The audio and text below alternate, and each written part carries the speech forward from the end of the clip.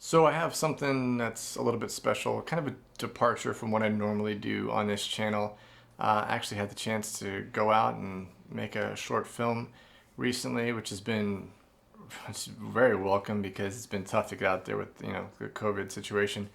Yeah, so I went to a place called Tate Hall, which is a place owned by my friends Evan and Melissa Tate, and they have a beautiful memorial to say their names. And I don't want to give too much away. I have a little behind the scenes stuff that I filmed while I was out there, so I want to go ahead and I want to run that for you. But first things first, when you see this, you'll notice me on day one. I'm out there for some scouting, and I call this an exhibit a lot, and that's the wrong term. Obviously, it's not an exhibit, it's a memorial. So I wanted to make that perfectly clear right up front. And then also day two, I wanted to show more shots of what it was that I was actually filming, but I got there and the light was changing so fast that I just had to go and get the shots filmed. So I did all my filming, and then I did the behind the scenes stuff. So I tried to fill in some equipment stuff on day two. But yeah, just sit back and I hope you enjoy it.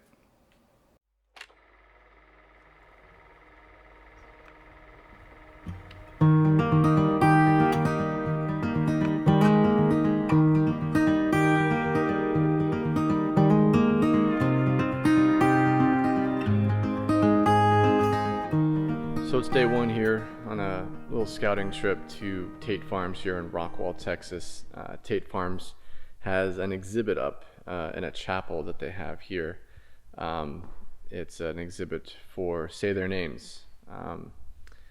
Yeah, this chapel that I'm in right now is not quite finished yet. It was just moved about a year ago from a different location in Rockwall. Moved down the street, actually, literally moved the whole buildings, all three of them together. And it's here now in Rockwall, and I know the owner of it. His name's Evan Tate. Evan's a really great guy. And yeah, this exhibit that they have up here it's phenomenal. It really is. I'm the only one here right now. It's kind of eerie. It's like I know I'm the only one here at the moment, but it sort of feels like I'm not the only one here at the moment, if that makes any sense. So they have signs up here that talk about the Say Their Names Memorial, and it says it's a nationwide initiative to honor Black lives taken by systemic racism and racial injustice. So apparently the first Say Their Names Memorial started on Juneteenth in Portland, and this place is just one of many across the nation that is participating. So yeah, like I said, it's day one here for me. It's kind of a scouting trip. I've done some photos. I'm just trying to see how the light hits the room and just get a feel for the place. And like I said, it's kind of eerie. I don't know. It's like I know all of these faces around me were people that were taken away from us, some of them very young, far too soon. And yeah, it's just it's very powerful. It's very, very powerful, and it's kind of a amazing thing that it's here in Rockwall, Texas. Texas in general, I mean, outside of the cities, you get into a more rural area, and racism, systemic racism, starts to become a really hot topic. People get really worked up about it. So yeah, it's kind of an honor to work on something here. I'm going to be making a little behind the scenes video of the exhibit itself, the memorial itself. And then I'm also going to be doing an actual short film about this exhibit and trying to, do a kind of a reverent thing to sort of honor the feel of what it's like in here. I want the short film to get across the feeling that I have right now. I can talk about what it feels like in here. And I mean, maybe eerie isn't the right word. Maybe it's just more quiet and still and reverent. So yeah, I mean, stick around. There's going to be more from this. I'm going to do a little vlog action here and just talk about a little bit more about the equipment that I'm going to use And yeah, I'm really honored to be here. It's amazing.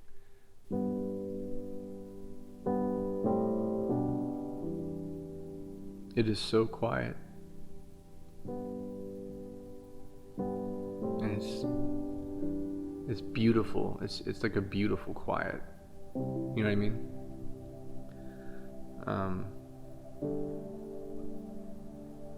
Whatever I film here has to be slow. You know what I mean? I'm thinking high frame rate stuff. I'm looking at the way the lighting is coming through these gorgeous windows that they have here.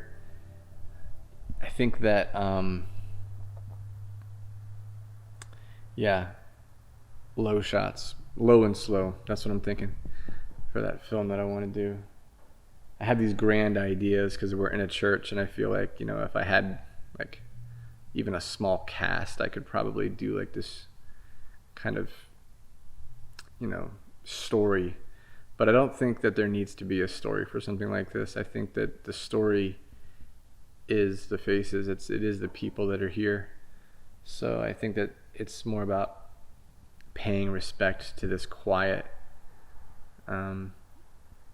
Before I hit record on this, I was sitting here for like 5 minutes just listening to traffic go by on these country roads out here. And I gotta say it again, I feel like there's 50 other people in here with me, or even 75. I'm not sure how many are here.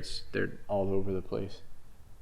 But just the fact that almost every seat here is taken by a black person's face, and even on the walls, just the fact that they were taken because of the color of their skin.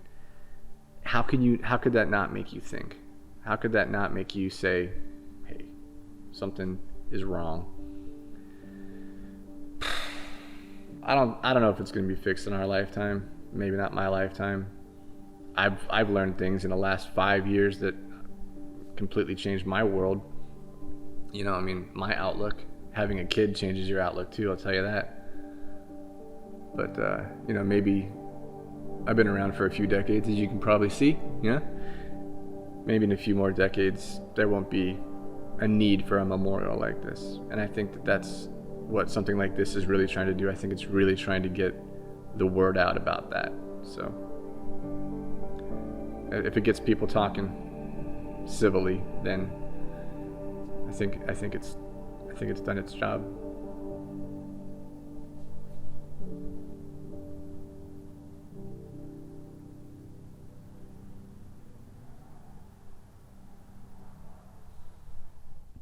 Another thing that I want to bring up is that I have a music choice picked out for this already. So I kind of like the idea of getting an idea to do something, some sort of project, and then I almost always go and kind of look for music, maybe just temp music, or maybe music that I really think could fit the bill.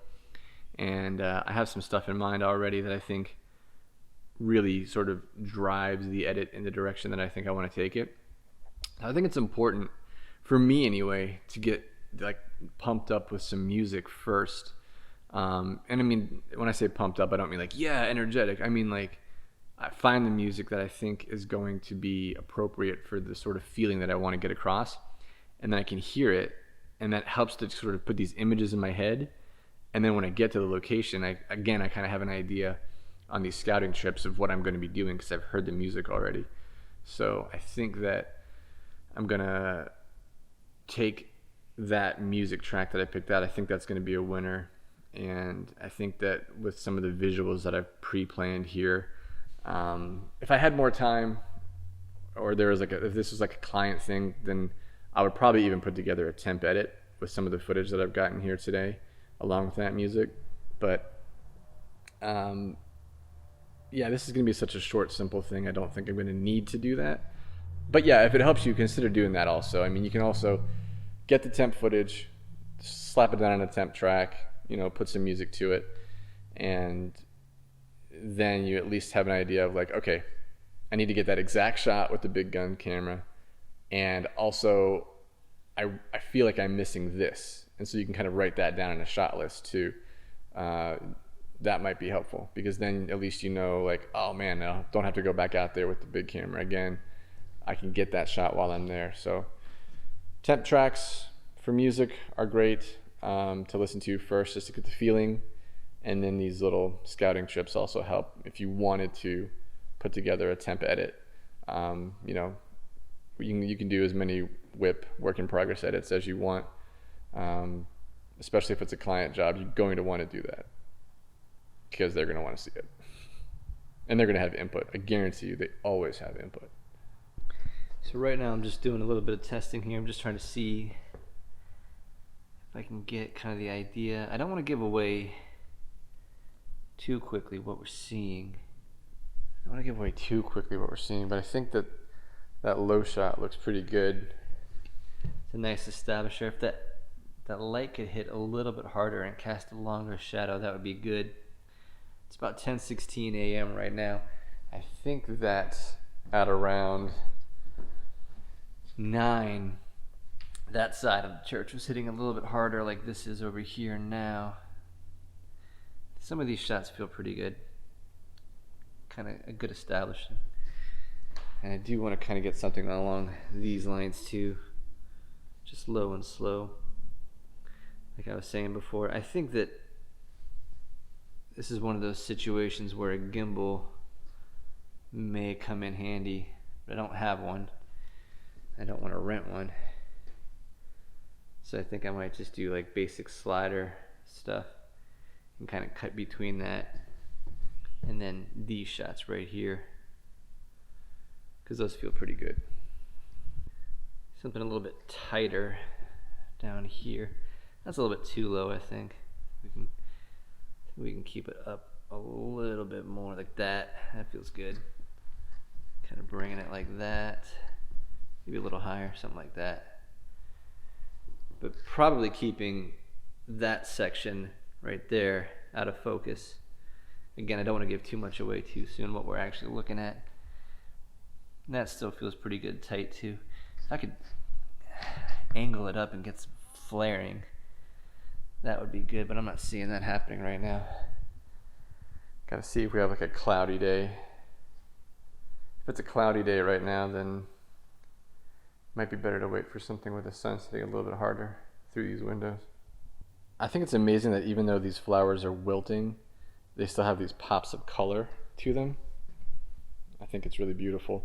And honestly, like when this exhibit and this memorial opened, I'm sure that these were beautiful and alive, but for whatever reason, I really feel like the wilting, sad flower is appropriate for the feeling that I get when I'm in here. I don't want it to be bright and poppy. It really is. I just feel like it's a little more reverent. I know I've used that word before, but I really do feel like it matches the somber feel of what this memorial is meant to be. I mean, those are really, they're really beautiful in their own sad way, you know? All right, so that's a wrap for day one. Yeah, I think I've got what I need here. I've done a little scouting strip, took some temp footage, and I can lay that down to the temp music if I want to. I think I'll come back here tomorrow, probably sort of around this time, maybe a little bit earlier. Might try to get a little bit of a time lapse for Evan for the behind the scenes thing I want to do for him. Maybe a time lapse of the light streaming through the window in the morning might be nice. But other than that, I'll be back tomorrow, and we'll break out the cinema kit. So stick around. All right, so here we are, day 2, and actually just finished up. Probably look exhausted. Been here for about 3 hours now, shooting the memorial, and yeah, it went pretty well. Got here a little bit later than I wanted to. Also, there's some clouds in the sky today, so the light wasn't fantastic, but everything kind of came together, and I really feel like I got the shots that I needed. The temp stuff that I got yesterday helped out. I also listened to the music track a few times. Sometimes there's like one part of the music that I'm not really sure how I'm going to approach it, but I think I've got the coverage that I need with the shots that I've done. sometimes it kind of comes together in the edit a little bit better. I mean, you can plan all you want, but sometimes you'll get back to the edit and then you'll go through the footage that you got and something else entirely will pop up, and that will be the way you go. So, you know, I think, like I said, I think I got the coverage that I needed. We'll see how it comes together in the edit. Yeah, all good. So this is the workhorse for the day. It's a Pocket 4K in the rig that I've assembled.